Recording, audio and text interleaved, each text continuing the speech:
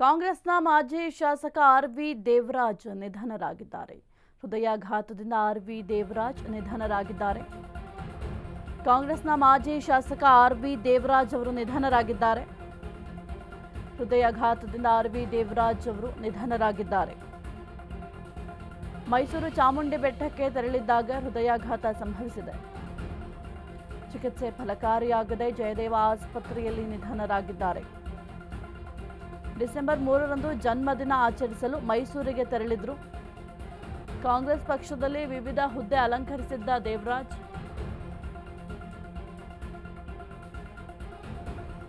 ಆರ್.ವಿ. ದೇವರಾಜ್ ಅವರು ನಿಧನರಾಗಿದ್ದಾರೆ. ಚಿಕ್ಕಪೇಟೆ ವಿಧಾನಸಭಾ ಕ್ಷೇತ್ರದ ಕಾಂಗ್ರೆಸ್ ಮಾಜಿ ಶಾಸಕ ಆರ್.ವಿ. ದೇವರಾಜ್ ಅವರು ಸೋಮವಾರ ರಾತ್ರಿ ಮೈಸೂರಿನ ಆಸ್ಪತ್ರೆಯಲ್ಲಿ ನಿಧನರಾಗಿದ್ದಾರೆ.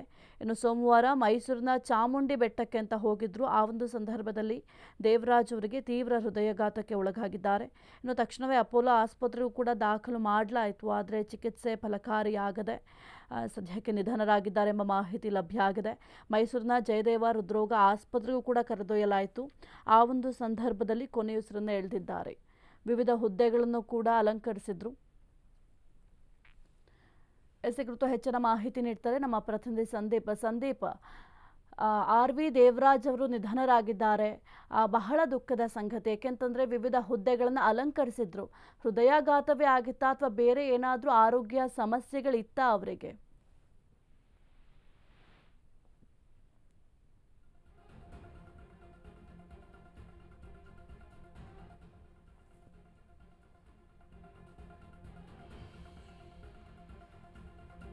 ಕಾಂಗ್ರೆಸ್ನ ಮಾಜಿ ಶಾಸಕ ಆರ್.ವಿ. ದೇವರಾಜ್ ಅವರು ನಿಧನರಾಗಿದ್ದಾರೆ. ಇನ್ನು ಚಿಕ್ಕಪೇಟೆ ವಿಧಾನಸಭಾ ಕ್ಷೇತ್ರದ ಕಾಂಗ್ರೆಸ್ ಮಾಜಿ ಶಾಸಕರಾಗಿರೋ ಹೃದಯಾಘಾತದಿಂದ ನಿಧನರಾಗಿದ್ದಾರೆ ಎಂಬ ಮಾಹಿತಿ ಲಭ್ಯ ಆಗಿದೆ. ಇನ್ನು ಮೈಸೂರು ಚಾಮುಂಡಿ ಬೆಟ್ಟಕ್ಕೆ ತೆರಳಿದ್ದಾಗ ಈ ಒಂದು ಹೃದಯಾಘಾತ ಸಂಭವಿಸಿದೆ. ಚಿಕಿತ್ಸೆ ಫಲಕಾರಿಯಾಗದೆ ಜಯದೇವ ಆಸ್ಪತ್ರೆಯಲ್ಲಿ ನಿಧನರಾಗಿದ್ದಾರೆ.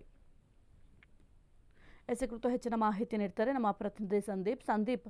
ಚಿಕ್ಕಪೇಟೆ ವಿಧಾನಸಭಾ ಕ್ಷೇತ್ರದ ಕಾಂಗ್ರೆಸ್ ಮಾಜಿ ಶಾಸಕ ಆರ್.ವಿ. ದೇವರಾಜ್ ಅವರು ನಿಧನರಾಗಿದ್ದಾರೆ. ವಿವಿಧ ಹುದ್ದೆಗಳನ್ನು ಅಲಂಕರಿಸಿದ್ರು. ಅವರಿಗೆ ಹೃದಯಾಘಾತ ಅಂದರೆ ಹಾರ್ಟ್ ಇಶ್ಯೂಸ್ ಮೊದಲೇ ಏನಾದರೂ ಇತ್ತಾ ಅಥವಾ ಬೇರೆ ಏನಾದರೂ ಕಾಯಿಲೆ ಇತ್ತಾ? ಏನೆಲ್ಲ ಮಾಹಿತಿ ಇದೆ ಸಂದೀಪ್?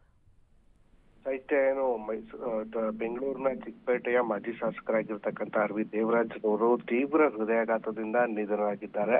ಅಂದ್ರೆ ಇದೇ ಡಿಸೆಂಬರ್ 3ರಂದು ಅವರ ಜನ್ಮದಿನ ಇತ್ತು. ಈ ಹಿನ್ನೆಲೆಯಲ್ಲಿ ನಾಡ ಅಧಿದೇವತೆ ಚಾಮುಂಡೇಶ್ವರಿಗೆ ಪೂಜೆ ಸಲ್ಲಿಸಬೇಕು ಅನ್ನುವಂತ ನಿಟ್ಟಿನಲ್ಲಿ ಅವರು ಮೈಸೂರು ಭಾಗದ ಕೆಲ ಗೆಳೆಯರೊಂದಿಗೆ ಒಂದು ವಿಚಾರವನ್ನ ಹಂಚಿಕೊಂಡಿದ್ರು. ಅದರಂತೆ ಅವರ ಪುತ್ರ ಹಾಗೂ ಹೆಂಡತಿಯ ಜೊತೆಗೆ ಮೈಸೂರಿನ ಖಾಸಗಿ ಹೋಟೆಲ್ ನಲ್ಲಿ ಬಂದು ನಿನ್ನೆ ಸಂಜೆಯೇ ತಂಗಿದ್ರು. ಸಂಜೆ ತಂಗಿ ಇನ್ನೇನು ಚಾಮುಂಡಿ ಬೆಟ್ಟಕ್ಕೆ ತೆರಳಬೇಕು ಅನ್ನುವಂತ ನಿಟ್ಟಿನಲ್ಲಿ ಅವರಿಗೆ ತೀವ್ರವಾದಂತಹ ಎದೆ ನೋವು ಕಾಣಿಸ್ಕೊಂಡಿತ್ತು ಅಂತ ಹೇಳಲಾಗ್ತಾ ಇರುವಂತದ್ದು. ತಕ್ಷಣವೇ ಅವರನ್ನ ಮೈಸೂರಿನ ಅಪೋಲೋ ಆಸ್ಪತ್ರೆಗೆ ಶಿಫ್ಟ್ ಮಾಡಲಾಗುತ್ತೆ.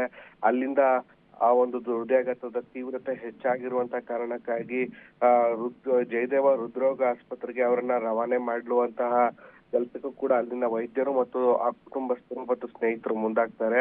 ಈ ಸಂದರ್ಭದಲ್ಲಿ ಜಯದೇವ ಆಸ್ಪತ್ರೆಗೆ ಹೋಗುವ ಮಾರ್ಗ ಮಧ್ಯೆಯೇ ಅವರು ಕೊನೆಯುಸಿರೆಳೆದಿದ್ರು ಅನ್ನುವಂತಹದ್ದು ಸದ್ಯಕ್ಕೆ ಇರುವಂತಹ ಮಾಹಿತಿಗಳು. ಒಂದು ಏನು ಡಿಸೆಂಬರ್ 3ರಂದು ಅವರ ಹುಟ್ಟುಹಬ್ಬವನ್ನ ಆಚರಿಸಲಿಕ್ಕಾಗಿ ಅವರ ಕಾರ್ಯಕರ್ತರು ಅವರ ಬೆಂಬಲಿಗರು ಎಲ್ಲರೂ ಕೂಡ ಕಾಯ್ಕೊಂಡಿದ್ರು. ಆದ್ರೆ ವಿಧಿಯ ಆಟ ಬೇರೆನೆ ಆಗಿತ್ತು ಅಂತ ಅನ್ಸುತ್ತೆ.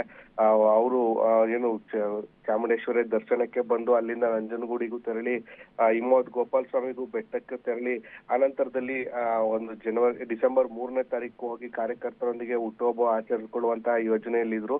ಆದ್ರೆ ವಿಧಿಯ ಆಟಕ್ಕೆ ತೀವ್ರ ಹೃದಯಾಘಾತ ಉಂಟಾಗಿ ನಿನ್ನೆ ಸಂಜೆ ಅಂದ್ರೆ ನಿನ್ನೆ ರಾತ್ರಿ ಒಂದು 7 ಗಂಟೆಯ ಸಂದರ್ಭದಲ್ಲೇ ನಿಧನರಾಗಿರ್ತಕ್ಕಂಥದ್ದು. ಹಿಂದೆ ಇವ್ರಿಗೆ ಯಾವುದೇ ರೀತಿಯ ಹೃದಯಾಘಾತ ಅಥವಾ ಹೃದಯ ಸಂಬಂಧಿ ಕಾಯಿಲೆಗಳು ಇರಲಿಲ್ಲ. ನಿನ್ನೆ ತೀವ್ರ ಹೃದಯಾಘಾತ ಆಗಿ ಸಾವನ್ನಪ್ಪಿದ್ದಾರೆ ಅನ್ನುವಂಥದ್ದು ಸದ್ಯಕ್ಕಿರುವಂತಹ ಮಾಹಿತಿ ಸಾಹಿತ್ಯ. ಓಕೆ, ಥ್ಯಾಂಕ್ ಯು ಸಂದೀಪ್ ನಿಮ್ಮೆಲ್ಲ ಮಾಹಿತಿಗಾಗಿ.